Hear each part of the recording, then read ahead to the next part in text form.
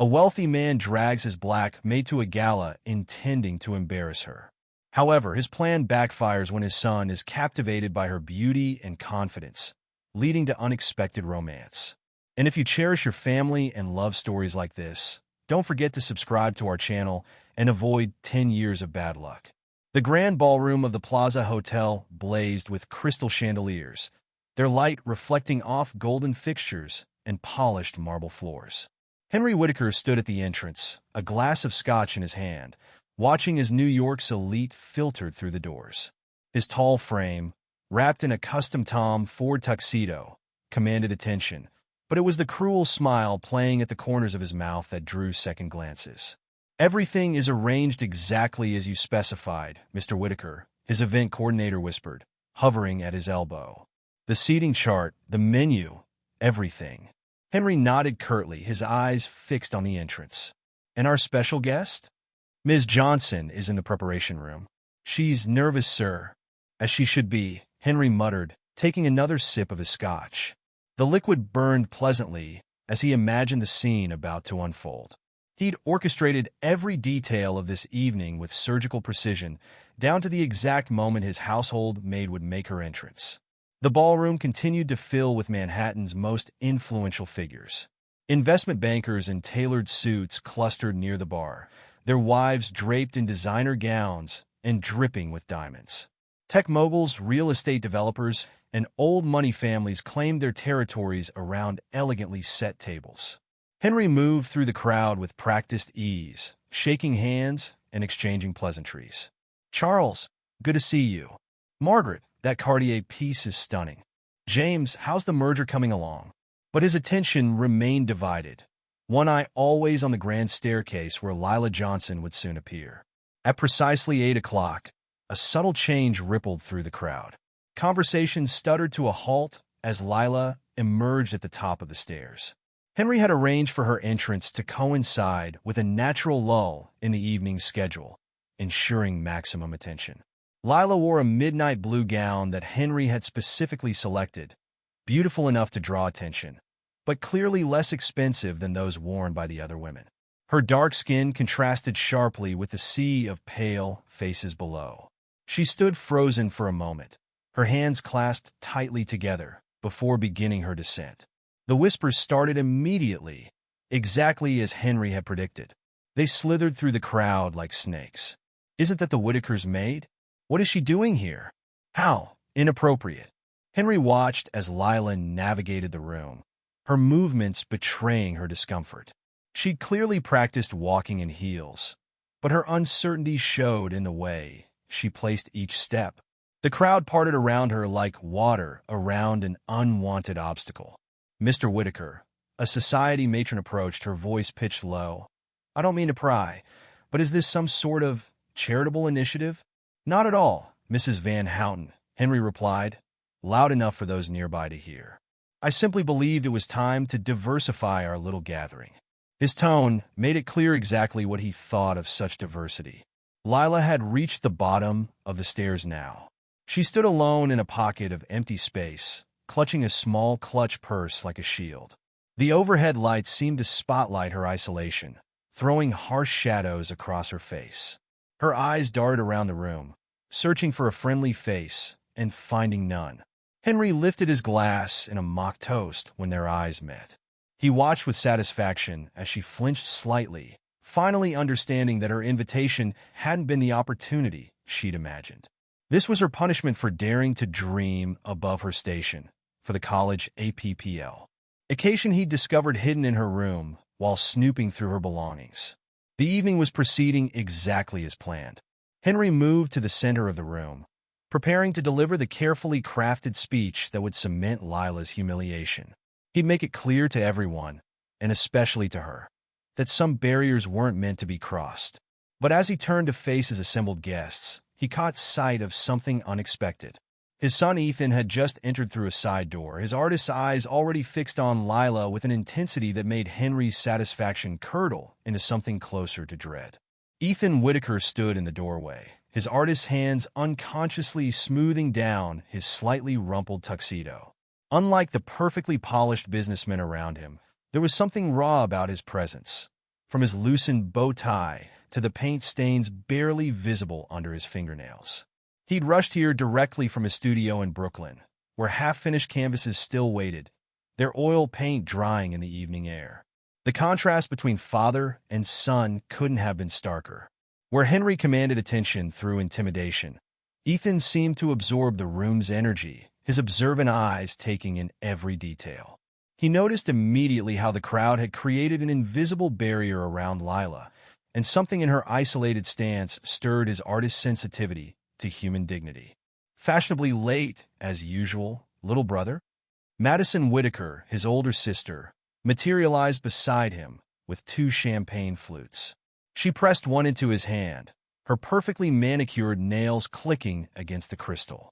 Father's about to make some sort of announcement. You might want to at least pretend to care about family obligations for once. Ethan accepted the champagne, but ignored her commentary. Who is she? He asked, nodding toward Lila. Madison followed his gaze and snorted delicately. Father's latest power play. Apparently, she's our maid. God knows why he invited her, but I'm sure we'll all find out soon enough. She drifted away, leaving Ethan with a clear path to where Lila stood. He moved through the crowd with purpose, noting how conversations hushed as he passed. Everyone here knew the younger Whitaker son's reputation for disrupting his father's carefully orchestrated social events. Last year's charity gala still sparked whispers after Ethan had publicly questioned the authenticity of their philanthropic efforts. "That's a remarkable shade of blue," he said as he approached Lila. His voice was quiet but firm, cutting through the background murmur of judgmental whispers. "It reminds me of Yves Klein's work. He patented his own shade of blue, you know, called it International Klein Blue. Created quite a stir in the art world." Lila turned, startled by the direct address. Her eyes widened slightly as she recognized him from the family photos she dusted daily in the Whitaker mansion. "Mr. Whitaker, please, it's Ethan. Mr. Whitaker is my father, though I'm sure you know that better than most." He studied her face with the same intensity he brought to his canvases. "You're uncomfortable here. My father's doing, I assume?" A slight tremor in her hands betrayed her anxiety, but her voice remained steady. "Your father was generous to invite me." "Generous isn't the word I'd use." Ethan's tone hardened. "I know my father's idea of generosity usually comes with strings attached." Before Lila could respond, Henry's voice cut through their conversation like a knife. "Ethan, son, I wasn't aware you'd be joining us tonight. Surely you have some artistic endeavor to attend to?" He appeared beside them, placing a proprietary hand on Lila's shoulder that made her stiffen. "I wouldn't miss this for the world, father." Ethan's voice took on an edge that matched his father's. "I was just discussing art with MS. Johnson," Lila supplied quietly. "Lila Johnson." "Ms. Johnson, Henner." "Why interrupted? Why don't you make yourself useful and check if the kitchen staff needs any assistance?" Ethan stepped forward, positioning himself between his father and Lila. "Actually, I was hoping Ms. Johnson would join me for a dance. That is, if she's willing." He extended his hand to her, a clear challenge in his eyes as he faced his father. The surrounding crowd fell silent, sensing the brewing confrontation between father and son. Henry's face darkened with barely controlled rage, but he was too practiced in social niceties to make a scene. "Son, consider carefully what you're doing." "I always do, father. That's why I'm here." Ethan kept his hand extended toward Lila, waiting for her decision. "Ms. Johnson." Lila looked between them, understanding that she'd become the centerpiece of a power struggle she hadn't asked for. But something in Ethan's genuine interest, so different from his father's calculated cruelty, gave her courage. Slowly, deliberately, she placed her hand in his. Henry's jaw clenched as he watched his son lead Lila onto the dance floor. The other guests quickly stepped aside, creating a circle around them as Ethan drew her into a proper waltz position. The orchestra, sensing the moment, began playing a new piece. "I apologize in advance if I step on your toes," Lila whispered as they began to move. "I've never actually done this before." "Neither have I," Ethan admitted with a small smile. "At least not sober. But I figure we're already causing a scandal. Might as well make it a memorable one." As they moved across the floor, Their initial awkwardness gave way to a natural rhythm. Ethan found himself drawn to the quiet strength in Lila's eyes, seeing past the nervous exterior to something far more intriguing. And Lila, despite her fears, felt for the first time that evening like she truly belonged in that glittering ballroom. From the edge of the dance floor, Henry Whittaker watched his carefully laid plans unravel, his hand tightening around his scotch glass until his knuckles turned white. This wasn't how the evening was supposed to go. His son had just turned his attempt at humiliation into something else entirely, something dangerous. As Henry watched his son dance with Lila, memories crashed over him like bitter waves. The grand ballroom dissolved into scenes from his own childhood. 30 years earlier, a 10-year-old Henry stood in his father's study, the leather chairs and dark wood paneling making him feel small. William Whittaker Sr. loomed behind his mahogany desk, hands clasped behind his back as he delivered another lesson in social hierarchy. "You see those people out there, Henry?" William gestured toward the window overlooking their estate's grounds, where the household staff worked. "They're not like us. They want what we have, but they haven't earned it. They never will. Remember that." Young Henry nodded, desperate for his father's approval. Later that day, he watched from his bedroom window as their longtime housekeeper was dismissed for daring to ask for a raise to support her sick child. His father's words echoed in his mind. "Kindness is weakness in our world, son. The moment you show it, they'll take everything." The memory shifted to his teenage years. William caught Henry speaking casually with the gardener's son, sharing comic books behind the greenhouse. The beating that followed left bruises that faded, but the lesson remained. We don't fraternize with the help boy. You're a Whittaker. Start acting like one. Back in the present, Henry drained his scotch, the alcohol failing to wash away the taste of those memories. Across the ballroom, a different scene was unfolding. Lila had found a quiet corner near one of the elaborate flower arrangements, joined by Maria, another domestic worker who served at these events. Their conversation, though hushed, carried an intensity that drew curious glances. "I won't let him break me, Maria," Lila whispered, her fingers tracing the pattern on her clutch. "My mother didn't raise me to bow my head." She pulled out a small sketchbook from her purse, showing Maria the drawings hidden inside. "These are my newest pieces. I've been applying to art schools in secret." The sketches revealed stark, powerful images. Hands scrubbing floors transformed into wings, chains becoming flowering vines, faces emerging from shadows with defiant eyes. Maria's eyes widened as she turned each page. "Your mother would be so proud, Lila," Maria said softly. "I remember when she used to organize those sit-ins at City Hall. She always said art was her weapon of choice. She taught me that beauty could be an act of rebellion," Lila replied, her voice strengthening. "Every time I clean those expensive paintings in Mr. Whittaker's study, I study them. I learn from them. He doesn't know that while I dust his precious collection, I'm teaching myself about composition, color theory, perspective." Unknown to them, Ethan had approached quietly, catching the tail end of their conversation. He stayed back, watching as Lila continued to share her dreams with Maria. "Look at this one," Lila said, turning to a sketch of a woman rising from a pool of darkness, her arms stretched toward a distant light. "I drew this after my mother's last protest before her voice caught. Before she got sick. She always said that fighting for justice was like reaching for the sun. You might never touch it, but stretching toward it makes you grow." Ethan stepped forward then, unable to contain his curiosity. "May I?" he asked, gesturing to the sketchbook. Lila startled, but didn't hide the drawings. Instead, she handed them over with trembling fingers, watching his face as he studied each page. "These are extraordinary," he said finally, his artist's eye recognizing raw talent shaped by determination. "The way you use negative space, the symbolism in your compositions. You're self-taught. Books from the library. Online tutorials when I can. Mr. Whittaker's art collection when I'm cleaning." Lila's voice carried a mix of pride and defiance. "My father doesn't know what he has in his own house," Ethan said, still studying the drawings. "Not in his collection and certainly not in his staff."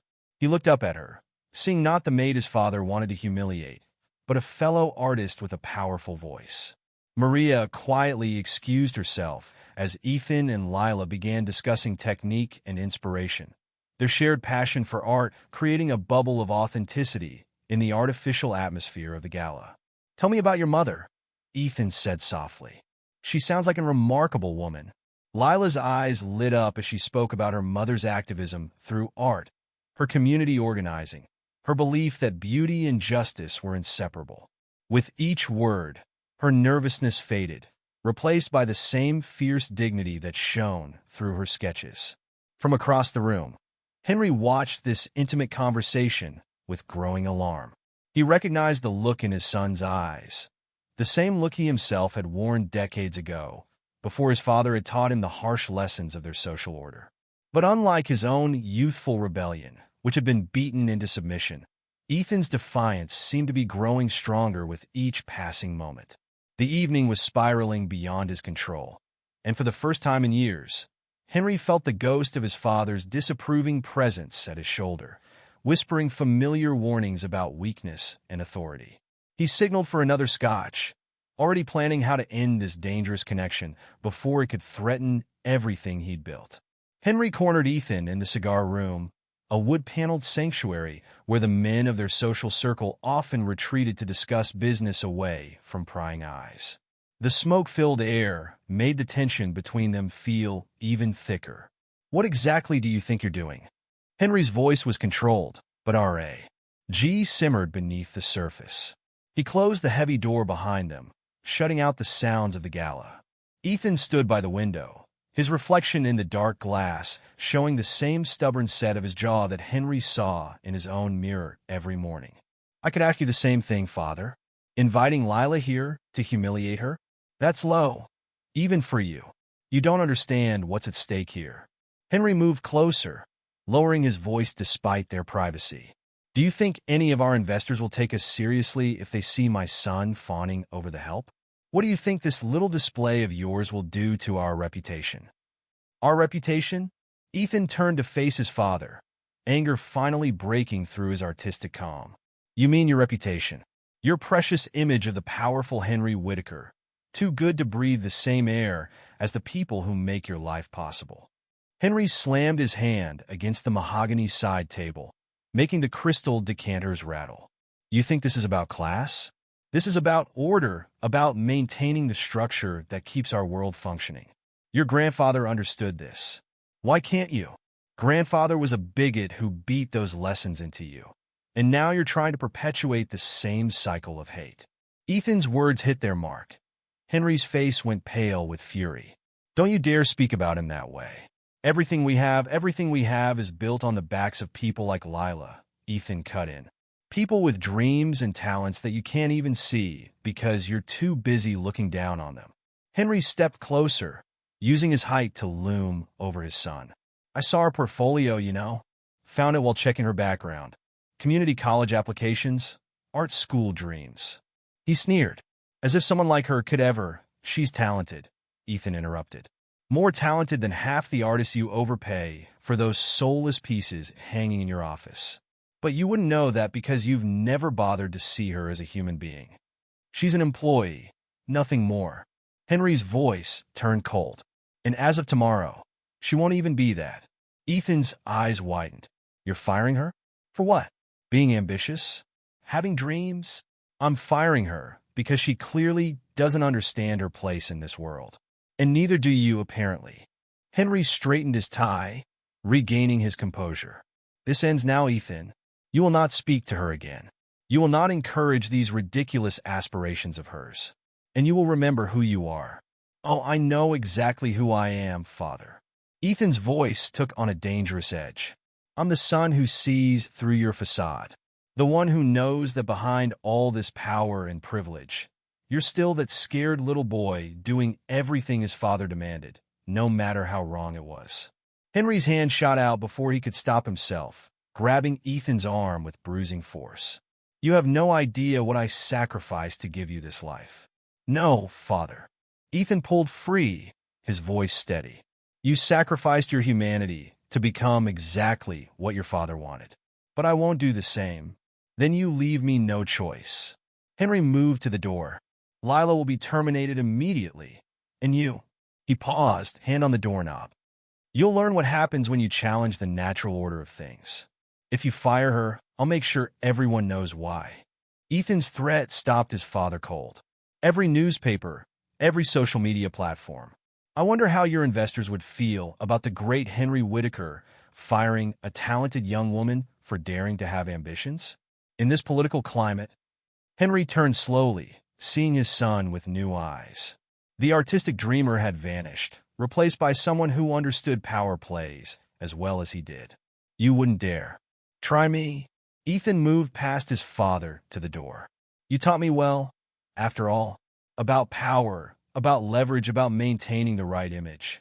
His hand rested on the doorknob. Oh, and father? If anything happens to Lila's job or her college applications, I'll hold my own press conference. I'm sure the media would love to hear about the real Henry Whitaker from his own son. He left Henry standing alone in the cigar room, the smoke swirling around him like the remains of his carefully constructed plans. Through the window, he could see the gala continuing below, the glittering crowd oblivious to the war that had just been declared between father and son. And somewhere in that crowd was Lila, whose simple presence had cracked the foundation of everything Henry had built his life upon. Lila found refuge in the service corridor behind the ballroom, her hands pressed against the cool wall as she tried to steady her breathing. The stark fluorescent lighting here was a harsh contrast to the warm glow of the gala, but it felt more real, more familiar. Girl, you need to leave while you can. Rosa, who had worked for the Whitakers for 20 years, grabbed her arm. I overheard Mr. Whitaker talking about firing you. He's furious. Lila closed her eyes, remembering the college application fees she'd scraped together from her meager savings. I knew this job was too good to be true. $5 above minimum wage, access to his art collection. Her voice cracked. I was stupid to think. Don't you dare finish that sentence. The new voice belonged to Maria, who emerged from the kitchen area. Your mother didn't raise you to run from bullies, even rich ones.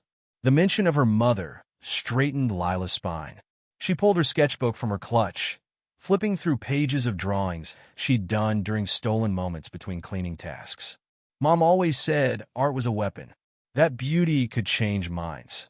It's not just your job, Rosa pressed. Mr. Ethan is involved now. You're in the middle of a family war. The service door opened, and Ethan himself stepped in, his presence incongruous in the utilitarian hallway.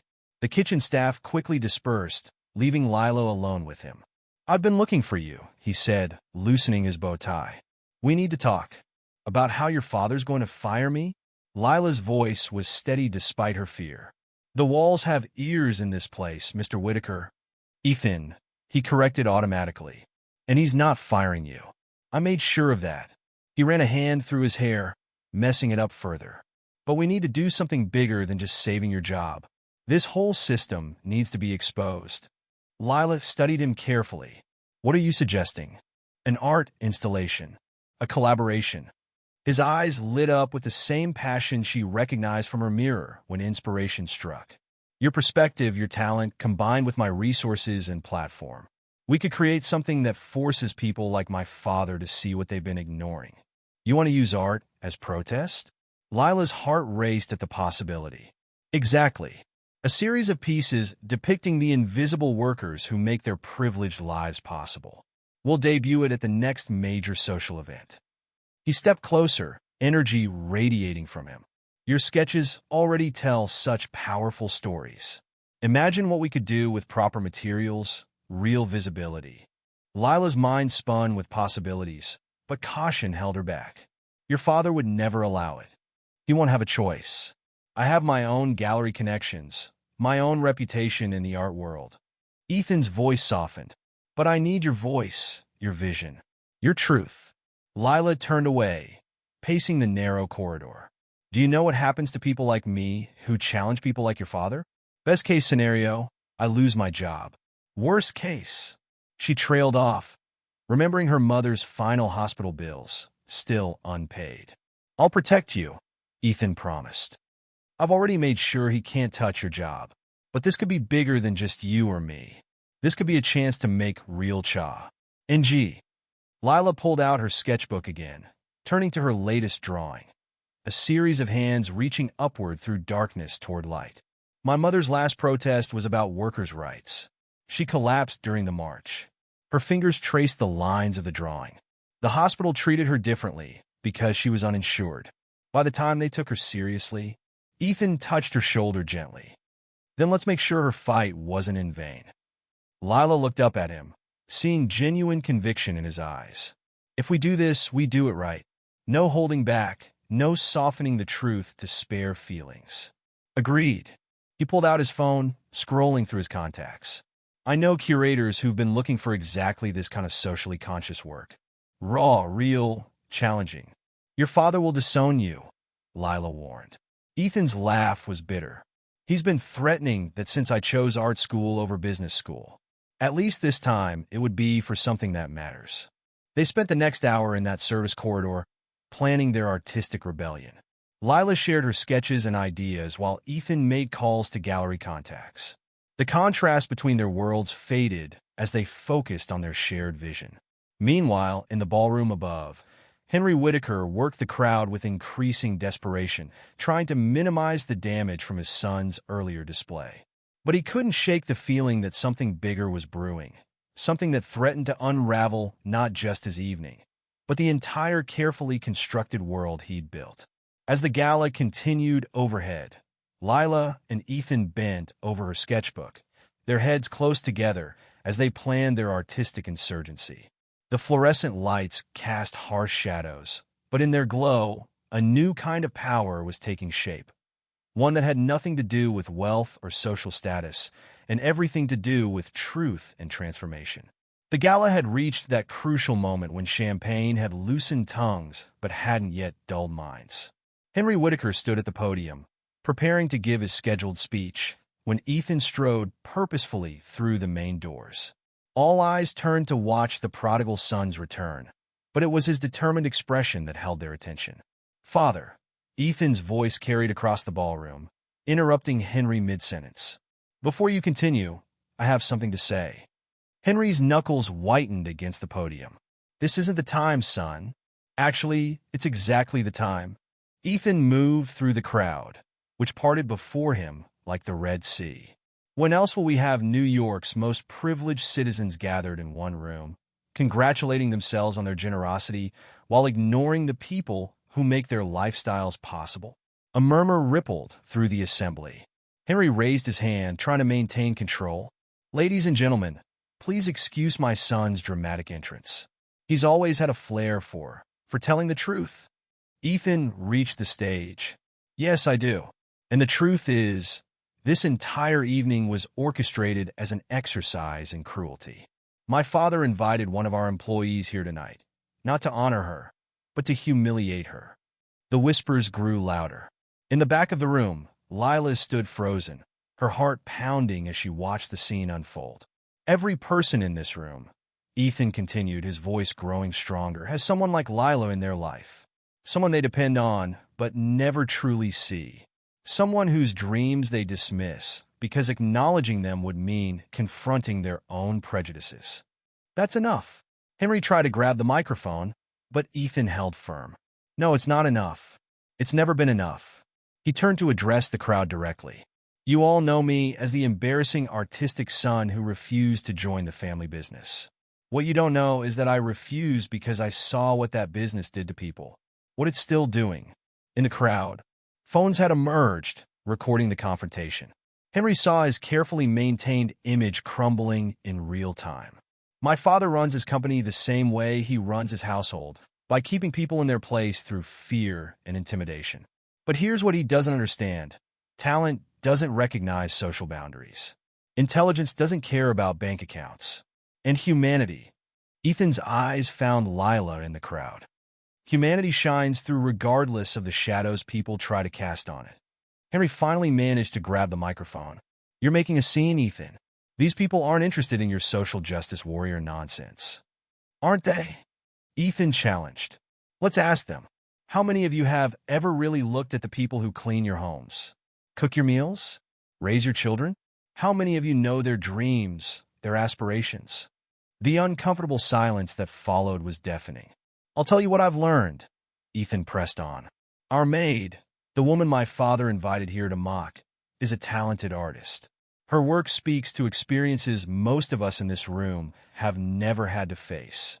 But instead of nurturing that talent, my father planned to use this evening to remind her of her place in society."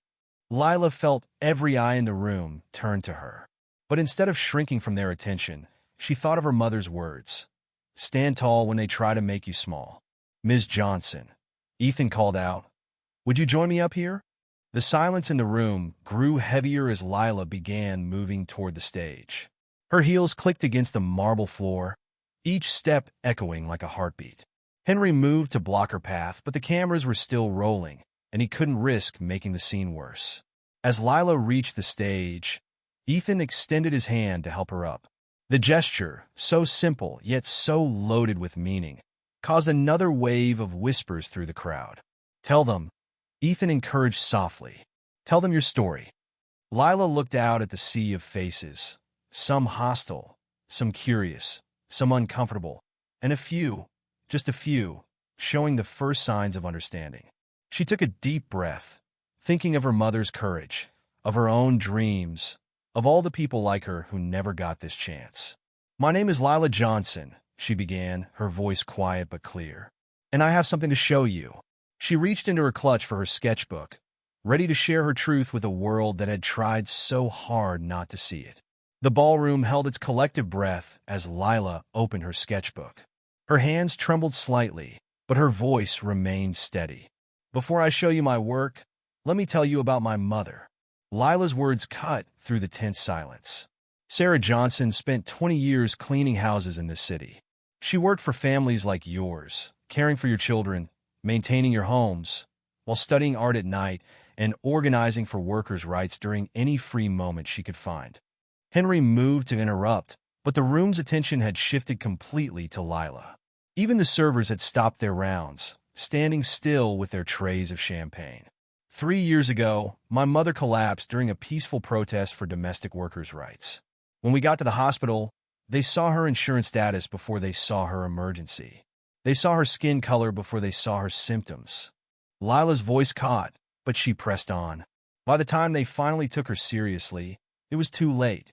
She held up her sketchbook, turning it to show the first drawing, a powerful image of hands reaching through darkness. "I drew this the night she died. These hands belong to every invisible worker who keeps your world running smoothly. They're reaching for something you take for granted: dignity, respect, opportunity." The crowd shifted uncomfortably. Several women in designer gowns touched their throats, perhaps thinking of their own household staff for the first time as people with stories, with families. "Mr. Whitaker invited me here tonight, thinking I would be ashamed." Lila turned to a new page, showing a series of portraits, domestic workers caught in quiet moments of determination and strength. "But my mother taught me that shame is a tool used by the powerful to keep others silent. She taught me that art could give voice to the voiceless." From the back of the room, an elderly woman stepped forward. "Sarah Johnson. I remember her. She organized that sit-in at City Hall 5 years ago." The woman's voice wavered. "She helped my housekeeper get her son into college." This revelation sent another ripple through the crowd. Henry's face had turned an alarming shade of red, but he remained frozen, aware of the many phones still recording. "Yes," Lila confirmed, gaining confidence. "My mother believed education was a right, not a privilege. She helped dozens of domestic workers and their children apply to schools, find scholarships, pursue their dreams." She turned to another sketch, this one showing a woman teaching a child at a kitchen table, books spread around them. "She taught me that knowledge doesn't belong to any one class or color." A younger woman in the crowd raised her hand tentatively. "Those drawings, they're extraordinary. Where did you study?" "I haven't," Lila replied. "I couldn't afford art school. Instead, I learned from books, from online tutorials, and yes, from studying the artwork in the homes where I work, including yours, Mr. Whitaker." She met Henry's gaze directly. "While I dusted your Picassos and Monets, I studied technique. While I polished your sculptures, I learned about form." Ethan stepped forward. This is exactly what I've been talking about. Talent exists everywhere, but opportunity doesn't. We pride ourselves on being patrons of the arts, but we ignore the artists in our midst because they don't fit our preconceptions. Another page turn revealed a striking self-portrait of Lila in her work uniform, but her reflection in the mirror showed her in a graduation gown, holding a diploma. The metaphor wasn't subtle, but its power was undeniable. "I'm not ashamed to be a maid," Lila declared. "The work I do is honorable, but like my mother, I dream of more, not just for myself, but for everyone who's ever been told to know their place, to stay in their lane, to stop reaching for the light." The silence that followed was different from the uncomfortable quiet at the beginning of the evening. This was the silence of recognition, of uncomfortable truths being absorbed. An older man in an expensive suit cleared his throat. "Young lady, do you have any other works we could see?" "I have a whole portfolio," Lila answered, hope flickering in her chest. "I'd be interested in seeing it as well." Another voice called out. Then another, and another. Henry finally found his voice. "This is preposterous. This evening was meant to be a reminder of social hierarchies?" Ethan cut in. "Well, congratulations, Father. You've succeeded in reminding everyone here exactly how those hierarchies work and why they need to change." The crowd had begun to gather around Lila, genuine interest replacing their earlier disdain. As she shared more of her work, her mother's words echoed in her mind. "Art doesn't just show us beauty, it shows us truth. And once people see the truth, they can't unsee it." The formal structure of the gala had completely dissolved. The carefully planned seating arrangements were abandoned as guests gathered in clusters around Lila's artwork, their conversations shifting from idle social chatter to intense discussions about privilege, opportunity, and responsibility. "My driver's daughter is in community college," a real estate developer mentioned, as if confessing a secret. "He works 3 jobs to pay for it." "I never thought." He trailed off, studying Lila's sketch of hands reaching through darkness. A prominent gallery owner, Miran DeChun, had commandeered a table to lay out Lila's sketches in sequence. "The progression here is remarkable," she said, her trained eye noting details others missed. "The way you use negative space to represent societal barriers, it's sophisticated work." Henry tried one last time to regain control of his evening. "Ladies and gentlemen, while this impromptu art show is interesting, we have a schedule to maintain." "The silent auction can wait," interrupted Barbara Reynolds, a major donor to the city's arts programs. "Mr. Whitaker, I've sat through countless galas celebrating established artists. But this," she gestured to Lila's work, "this is what we should be supporting. Raw talent that speaks truth to power." Ethan seized the moment. "Then let's do something about it. Right here, right now." He pulled out his phone. "I have connections with several independent galleries in Brooklyn. We could organize an exhibition. Think bigger," Miranda Chin cut in. "The Contemporary Arts Center has an emerging artist program. Their next showcase is in 3 months." She turned to Lila. "With proper materials and studio space, what could you create in that time?" Lila's mind raced with possibilities. "I have sketches for larger pieces. Installations that would show the invisible layers of our city. The people who build it, clean it, keep it running." "I have an empty studio space in my building," a voice called out. "It's yours if you want it. My foundation could provide materials," offered another. Henry watched in barely contained fury as his carefully orchestrated evening of social humiliation transformed into a launching pad for the very person he'd intended to put in her place. "This is absurd," he sputtered. "She's a maid, not an artist." "She's both," Ethan challenged. "And she's not alone." He turned to the serving staff who lined the walls. "How many of you have dreams you've been afraid to share? Talents you've had to hide?" Slowly, hesitantly, hands began to rise. A young waiter stepped forward. "I'm a classical pianist. I practice on my phone app during bus rides to work." A housekeeper spoke up. "I write poetry. Been published twice under a pen name." The floodgates opened. Stories poured out from the corners of the room where the invisible workers had stood watching. Their words filled the ornate ballroom. transforming it from a shrine to wealth into a space of raw honesty. "We're going to do more than just talk," Ethan announced. He grabbed a linen napkin and began writing. "I'm starting a list. Anyone who wants to contribute studio space, materials, mentorship, or funding, sign here. This isn't charity, it's investment in untapped talent." The napkin began circulating, collecting signatures and pledges. Henry watched his son working the room with the same skill he himself used to close business deals, but for a completely different purpose. "You're ruining everything," Henry hissed when he managed to corner Ethan. "This isn't how our world works." "Maybe it's time our world worked differently," Ethan replied. "Look around, father. Really look.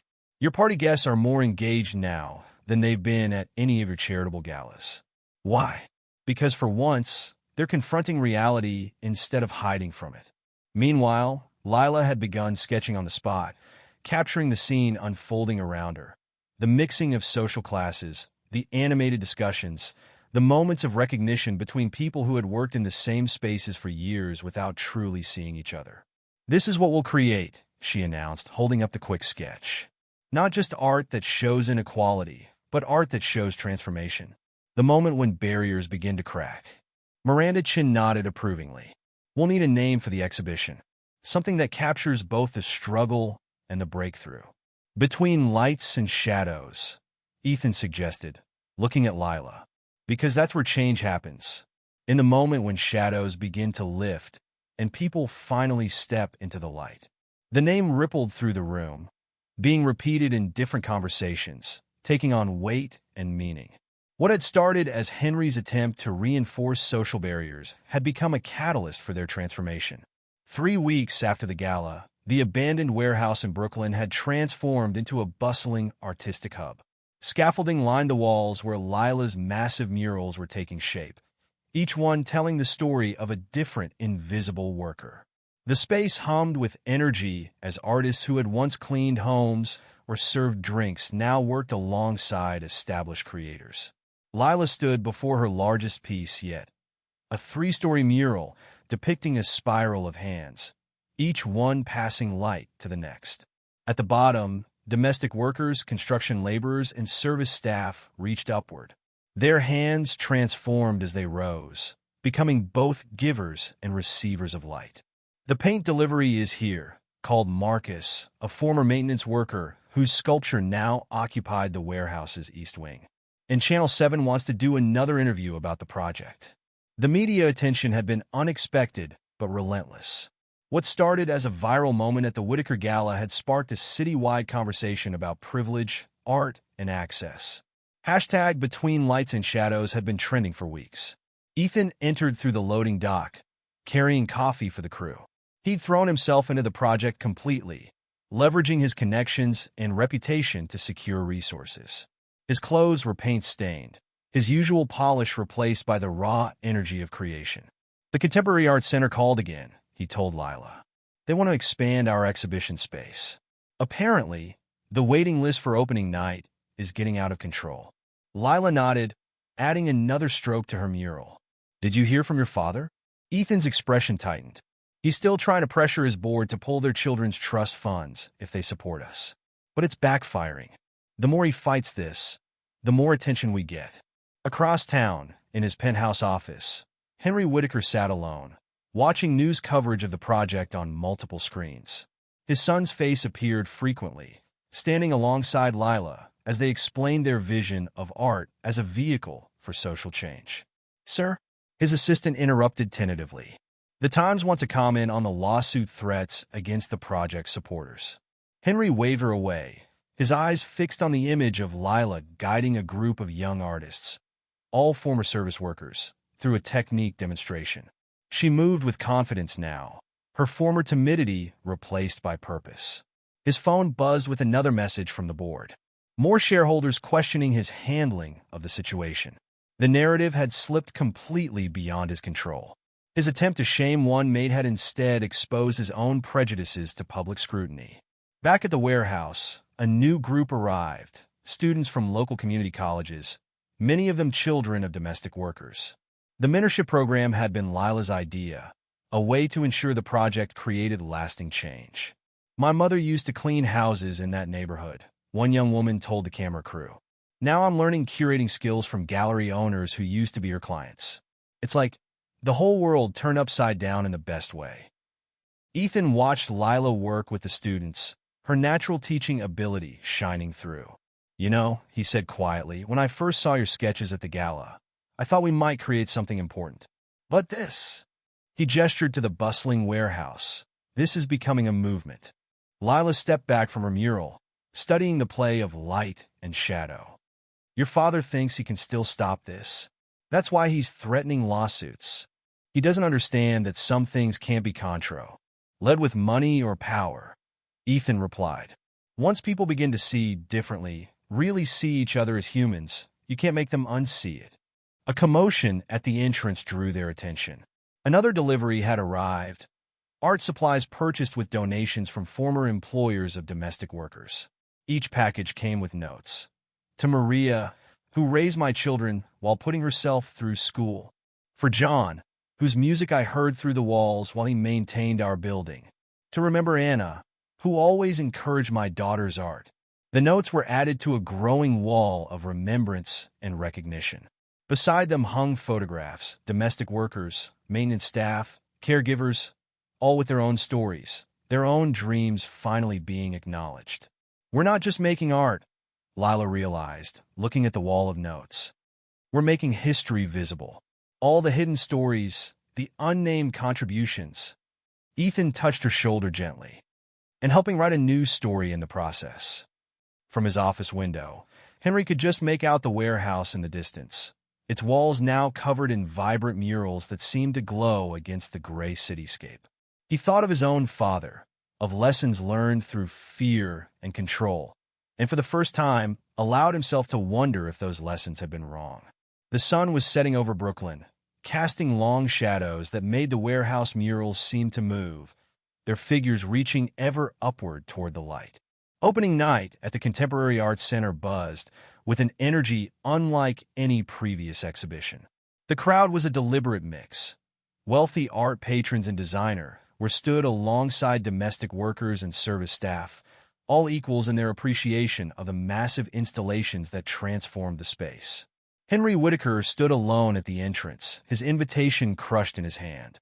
He hadn't planned to come, but a phone call that morning had changed everything.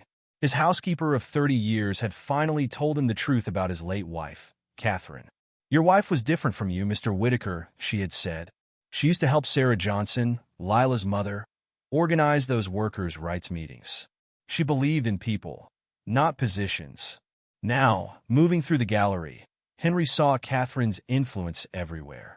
The first installation was a recreation of a wealthy home's interior, but with transparent walls revealing the usually invisible workers who maintained it. Among the figures, he recognized his wife's form, secretly passing books to the staff, encouraging their dreams just as Sarah Johnson had done. Lila stood at the center of the main hall, surrounded by admirers, but her attention immediately fixed on Henry when he entered. She wore a midnight blue dress similar to the one from the gala, but this time she stood tall, confident in her space. Mr. Whitaker, she said, approaching him. I wasn't sure you'd come. Catherine, he managed, his voice rough. You knew about Catherine and your mother? My mother kept a journal, Lila replied. She wrote about her friend Katie, who believed that art could bridge any divide, who helped fund the first workers' rights meetings. She paused. Your wife never told you because she knew your father's influence ran too deep. The truth hit Henry like a physical blow. While he'd been enforcing his father's rigid worldview, his own wife had been secretly fighting against it, seeing the humanity he'd been trained to ignore. Ethan appeared beside them, his expression guarded. Father. Son? Henry looked around the gallery, taking in the scope of what his son and Lila had created. This is extraordinary. Would you like to see the centerpiece? Lila offered, gesturing toward a curtained area. Behind the curtain, a massive installation took up an entire wall. It showed a series of interconnected scenes. Domestic workers studying art books while cleaning, maintenance men composing music during breaks, caregivers writing poetry between tasks. At the center, two figures stood back to back, Catherine Whitaker and Sarah Johnson, both holding paintbrushes, both reaching out to help others up. Your wife and my mother never saw art as belonging to one class, Lila explained softly. They saw it as a light that could illuminate everyone, if only given the chance. Henry stared at his wife's painted form, remembering how she'd sometimes try to talk to him about the staff, about seeing people differently. He dismissed her as too soft, too naive. Now he understood she'd been the brave one, fighting quietly against the prejudices he clung to. "I've been wrong," he said finally, the words feeling foreign in his mouth. "About so many things." Ethan's hand found Lila's, their fingers intertwining naturally. The gesture didn't escape Henry's notice. "The world is changing, Father," Ethan said. "You can change with it, or you can end up as lonely as your father did." Henry thought of his father's final years, bitter and isolated as the world moved on without him. He looked at his son, really looked at him, seeing not the disappointment he'd labeled him, but a man of conviction and courage. "Your mother would be proud of you," he told Ethan. Then, turning to Lila, he added, "And Sarah Johnson would be proud of you." I should have seen what Catherine saw. What you both saw. The exhibition space filled with more people. Artists, workers, patrons, all mingling without the barriers that had seemed so important at the gala months ago. The lights caught the tears in Lila's eyes as she watched her dream, and her mother's dream, finally realized. "It's not too late to see differently," she told Henry. "That's what this exhibition is about, the moment when shadows lift and we finally see each other clearly." Henry nodded slowly, feeling the weight of generations of prejudice beginning to crack. He thought of Catherine, of her secret alliance with Sarah Johnson, of all the workers whose humanity he'd denied. "Then perhaps you could show me how to look with new eyes." Ethan squeezed Lila's hand, and she smiled. Above them, the gallery lights caught the central image of their installation. Hands of all colors passing light between them, each one both giving and receiving, each one part of the same human story. The night continued, but something had shifted. As Henry Whitaker moved through the crowd, listening to stories he'd never bothered to hear before, he felt the ghosts of his father's lessons finally beginning to fade. In their place, his wife's long-silenced wisdom emerged, showing him a world where art, love, and humanity could indeed bridge any divide. Between lights and shadows, transformation had finally begun.